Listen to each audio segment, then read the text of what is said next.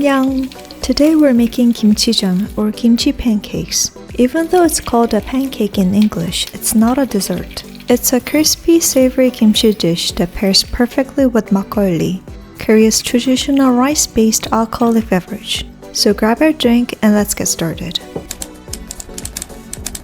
The recipe is super simple. I'm using 2/3 cup of chopped kimchi to make 2 medium-sized kimchijeon. Then add a 2/3 cup of icy cold water. Cold water is the key to making it crispy.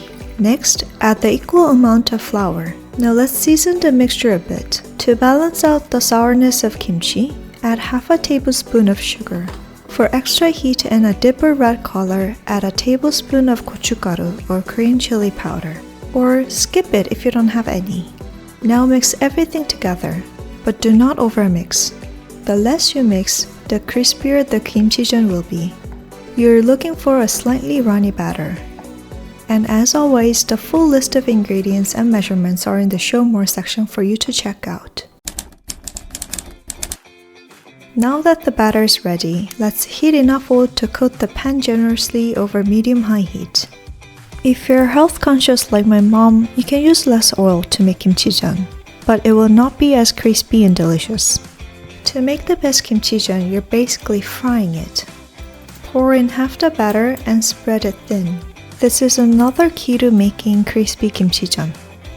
Let it cook undisturbed for 2 to 3 minutes, until the edges turn golden brown. Then flip carefully and cook for another 2 to 3 minutes.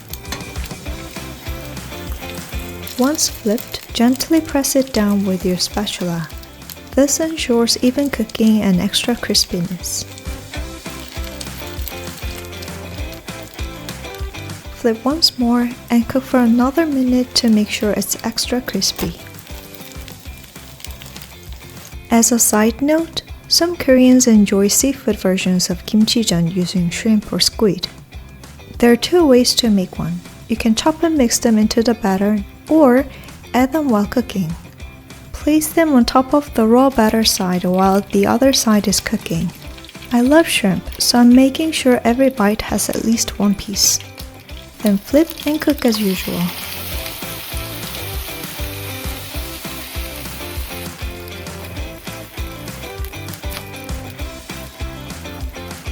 And that's it.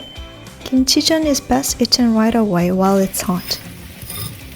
Can you hear the crispiness? The savory, tangy flavors of kimchi, the crunch of the batter, and nothing pairs better with kimchijeon than makgeolli, Korea's milky, slightly sweet fizzy rice wine. If you cannot find makgeolli, the closest substitute is nigori sake, a Japanese cloudy rice wine. The taste is very similar. I hope this recipe inspires you to try more Korean recipes and drinks at home. Thanks for watching, and I'll see you in the next video.